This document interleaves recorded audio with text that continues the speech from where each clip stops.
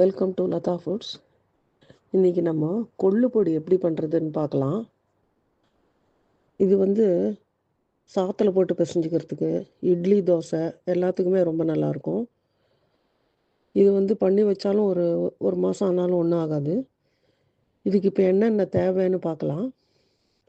நான் ஒரு கப்பு கொள்ளு எடுத்து வச்சுருக்கேன். அது 200 கிராமுக்கு இருக்கும். ஒரு கப்பு கொள்ளு, அரை கப்பு உளுத்தம்பருப்பு, ஒரு டேபிள் ஸ்பூன் அளவுக்கு மிளகு எடுத்து வச்சுருக்கேன்.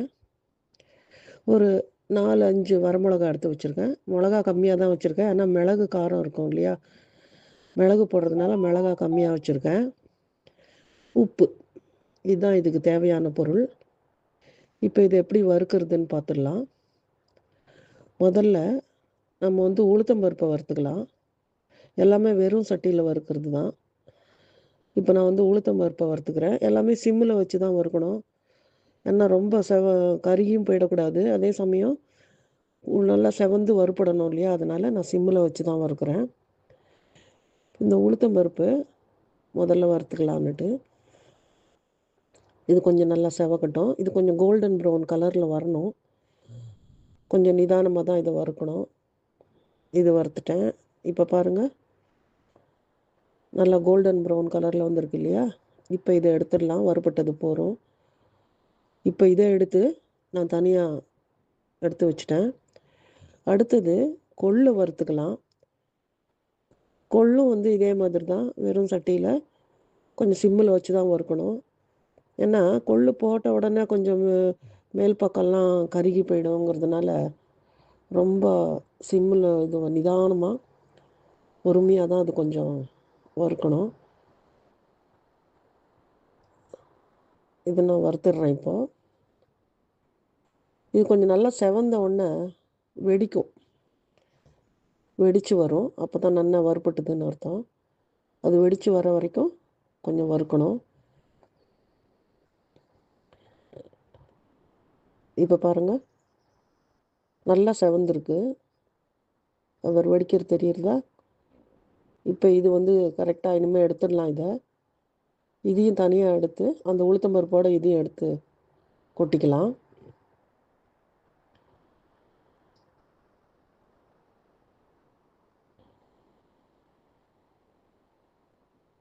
அடுத்தது கொஞ்சம் எள்ளு வறுத்துக்கலாம்.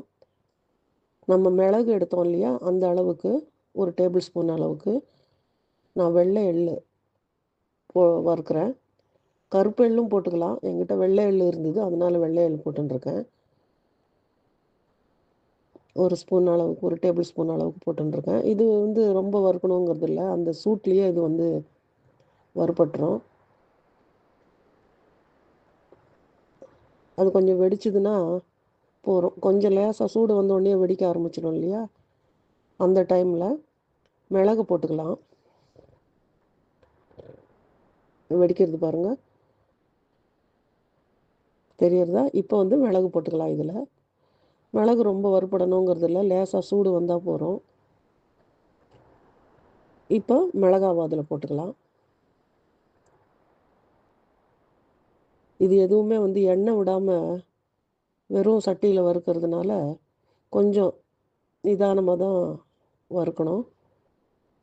இன்னும் கொஞ்சம் அது சூடு வரட்டும். மிளகா கருகாமையும் இருக்கணும், அதே சமயம் பச்சையாகவும் இருக்கக்கூடாது இல்லையா, அதனால் இன்னும் கொஞ்சம் வறுபடட்டும். இப்போ சூடு வந்துடுது போகிறோம். இப்போ நான் அடுப்பை ஆஃப் பண்ணிட்டேன். அந்த சூட்லேயே இது கொஞ்சம் ஆறட்டும். இப்போ இதையும் இதுக்கு தேவையான உப்பு மட்டும் போட்டு நம்ம அரைச்சி வச்சுக்கலாம். இது கொஞ்சம் ஆற வச்சுருக்கேன்.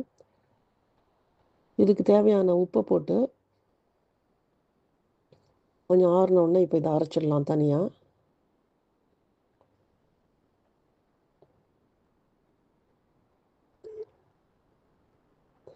இப்போ இதை ஆறிடுத்து.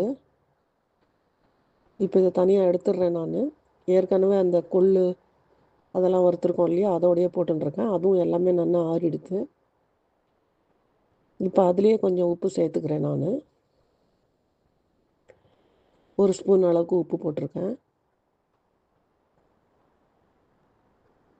உங்களோட தேவைன்னா இன்னும் கொஞ்சம் உங்களுடைய டேஸ்ட்டுக்கு ஏற்ற மாதிரி உப்பு சேர்த்துக்கோங்க. நான் இதுக்கு கரெக்டாக இருக்கும்னு போட்டுருக்கேன். இப்போ பாருங்கள், இப்படி கொஞ்சம் தான் நர நரன்னு இருக்கணும்.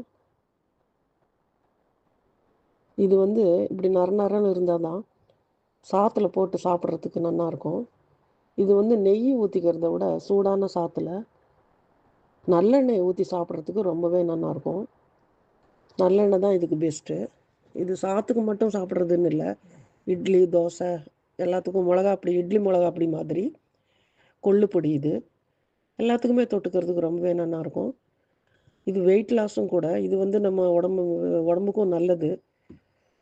இதை வந்து சாத்தில் சேர்த்துக்கிறதுனால, இட்லி தோசைக்கு தொட்டுக்கிறதுனாலையும் நமக்கு வந்து உடம்புக்கும் ரொம்ப நல்லது. இதில் வந்து எல்லா இதுவும் இருக்குது. எள்ளு, அது வந்து நல்லா நம்ம எலும்புக்கு நல்லது. கொள்ளு வந்து வெயிட் லாஸுக்கு. மற்றது எல்லாமே எண்ணெயே இல்லாமல் நம்ம வெறும் சட்டிலேயே வறுத்துக்கிறதுனால இது அவ்வளோ சீக்கிரத்தில் கெட்டும் போகாது. ரொம்பவே நல்லது, உடம்புக்கும் நல்லது. நீங்களும் பண்ணி பாருங்கள். பண்ணி பார்த்துட்டு எனக்கு கமெண்ட் பண்ணுங்கள். என்னோடய சேனலை சப்ஸ்கிரைப் பண்ணுங்கள். பிடிச்சிருந்ததுன்னா எனக்கு கமெண்ட் பண்ணுங்கள்.